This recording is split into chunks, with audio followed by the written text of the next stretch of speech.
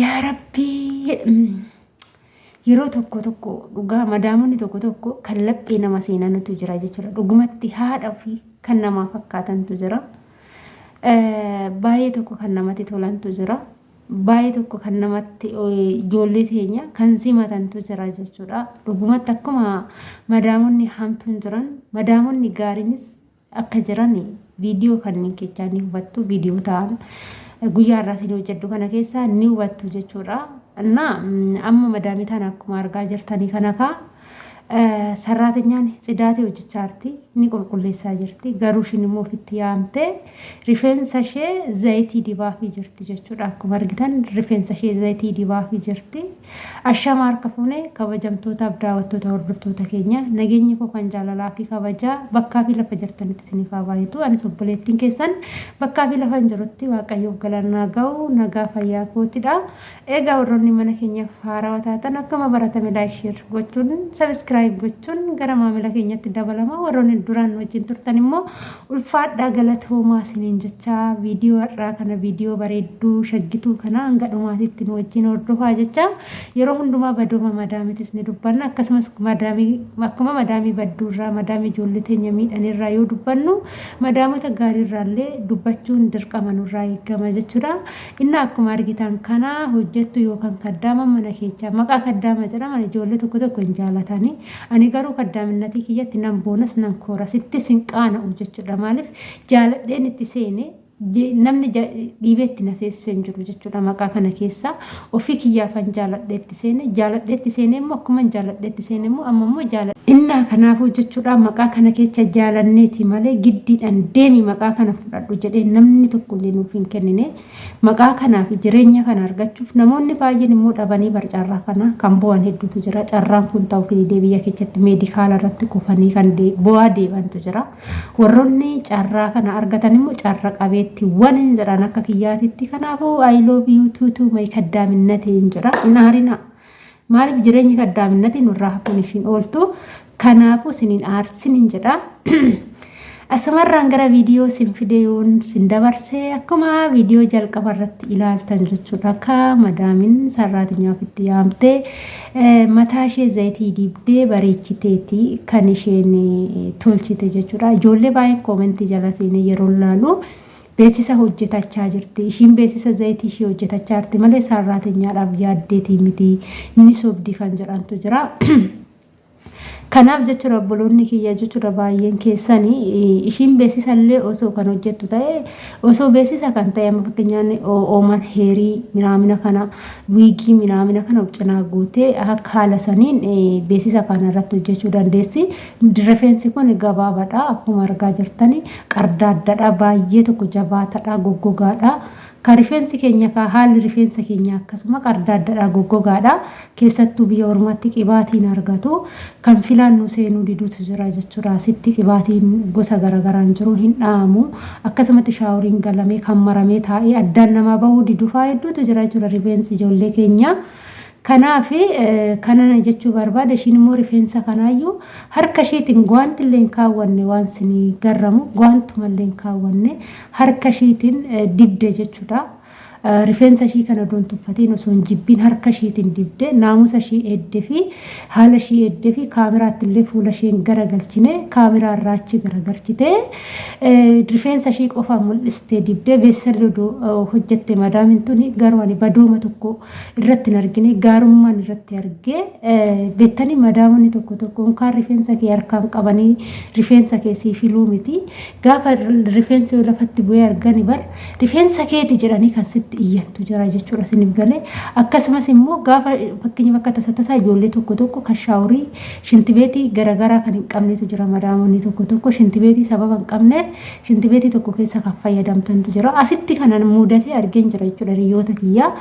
Riyyoota kiyya mudatee kanan argeetu jira. Soorii irfoonirraa buute inna maal jedhanii shaaworii galanii gizee isaan baanii tas rifeensi takka cittuun takka yoo lafatti argan jettee ijoolleen intalli jaartotaa jechuudha itti iyyu jechuudha ijoollee taanaatti waan baay'ee nama gaddisiisu kana faatu jira deemaa dhiqaa intibeetii balleessita rifeensa keechanii rifeensa takka arganii jechuudha unkaan rifeensa namaa harkaan qabanii fiduu tuquu dhiisaati nagaa waaqayyoo kan naman gaafannitu jira harka kee kas hin xunnetu jira nyaata nuti sahaanii meeshaa nuti nyaata irraa nyaannu kan tasa birciqquma saanii wayitii isaa ta'u tasa fuunee bishaan hin dhunne kan akka wanna san akka qoshaashatti ilaalantu jira jechuudha namoota humna keenya qofa jaalatanii namummaa keenya guutumaan guututti jibbantu jira jechuudha kanaaf immoo ani madaamii tana baay'ee na dannaqes baay'ee tokko natti toltessi beeksisallee hojjetattu ani badooma tokkollee irratti hin argine gaarummaan ishii akkatti irraa ifu jechuudha waa hedduutu jira ijoolleen koomentii jalatti immoo baay'een isaanii hangaraana nyaatanii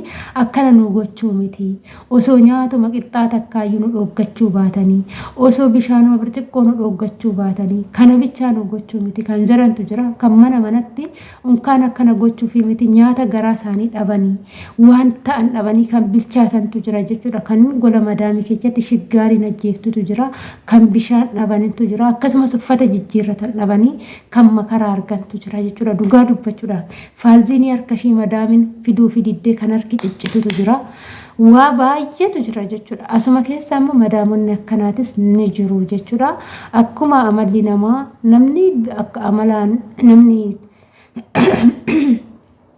namni kamiyyuu akkuma bifaan garagara amalli namaatis garagaraadha kanaaf ka madaamonni hamtoonnis akkuma jiran gaariin akkanaatis ni jiru jechuudha kanaafuu baay'ee natti tolte haala kanaan mataa keenya rifeensa keenya qardaaddaa akkana akkuma argitan ka rifeensi kun baay'ee qardaaddaadha baay'ees nama addaan namaan ba'ushiin garuu filtee akkasumas immoo dibdee fi sirritti sukkumtee fi yeroo addaan deemanis akkuma argitan kana nagaa wal gaafatanii siraatan intallis gammaddeeti kan biraa deemte haala kanaan baay'ee nama gammachiisaa baay'ee natti tola nagaa xaamii kanaanii jechuudha carraan akkanaatis ni jira jechuudha asumarraani jechuudha ka ijoollee teenya baay'een jechuudha amma obboleettiin tiyya takka maal jennaan jette beektanii ani manni nani jiru erga dhufee baatii 9 jette laala erga dhufee baatii 9 mana san keessa kan jiru daa'imti dhimamaanis ni jira akkasumas immoo madaamin jirti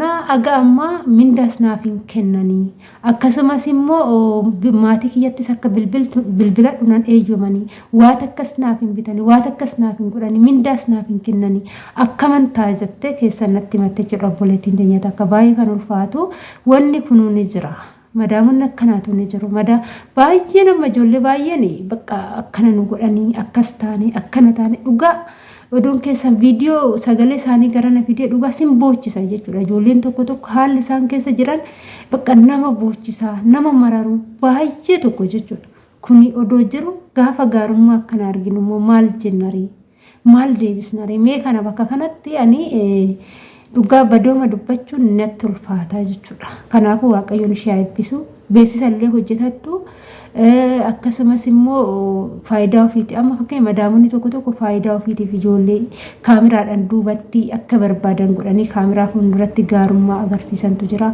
waan hojjetan hojii isaanii san beeksifachuu haala saniin warroonni godhanis warroonni raawwatanis ni jiru jechuudha baay'een isaanii itti fayyadamuuf jechuudha carraa kanatti fayyadamanii biizinesii isaanii hojjechuuf fakkeenyaaf amma namoonni keenya silaa girrisaadha akka girrisaati jechuudha kan nama isaanii nama ofii guddifachuu hin dandeenye garuu namoota biraa guddisuuf girrisaadha isaan gizee viidiyoo tokko sarraatenya wajjin hojjetanii gadi baasan dir jedhanii akkuma shimbiraatitti bakkuma sanitti namanii nama san yoo daawwatan isaan immoo faayidaa argachaa deemu jechuudha biizinesii hojjechaa deemu namoonni akkasitti biizinesii hojjetan sarraatenya irratti fayyadamanii baay'ee jira jechuudha asumarraan carraa kana keessatti immoo ijoolleen jechuudha sarraatenyoonni carraa kana namoota carraa kana isinti fayyadamuuf haala kanaan immoo isinirratti fayyadamu isinillee immoo isaan irratti fayyadamuu ni dandeessu jechuudha fakkeenyaaf viidiyoo isaan wajjinis hojjechuu yoo dadhabdan viidiyoo isaan miidiyaa isaaniitti irratti gadhiisan kana ni argitu waan ta'eef isin immoo maal gootu viidiyoon kan isaanii wajjin hojjettan yoo ta'e viidiyoo kana gadi buustanii gara keessanii gara miidiyaa keessanittis maxxanfattanii isinis itti fayyadamuu ni dandeessu akkuma isaan kan ofii isaaniitiif faayidaa irraa argatan isinis immoo miidiyaa mataa keessanii banattanii guddifachuuf akkuma isaan guddachuuf xaaran isinis guddachuu xaaraa jechuudha. Waan isaan godhan jechuudha bilbila harkaa qabaatanii isin eeyyamanii isaan isin irratti fayyadaman taanaan isaan qofaaf fayyadaminaa jechuudha. Isinis immoo fayyadamaa jechuudha irratti. Akkas isiniin jira dhugumatti yaa eebbifamtu madaamintoonni baay'ee tokko isiniin jechuu jaaladha. Amma viidiyoo kiyyammoo asumarraanan goolabaa turtiin wajjin gootaniif galatoomaa jecha hanga viidiyoo biraatti walitti deemtu immoo turtii gaarii isiniif haa ta'u. Chaawu baay'ee.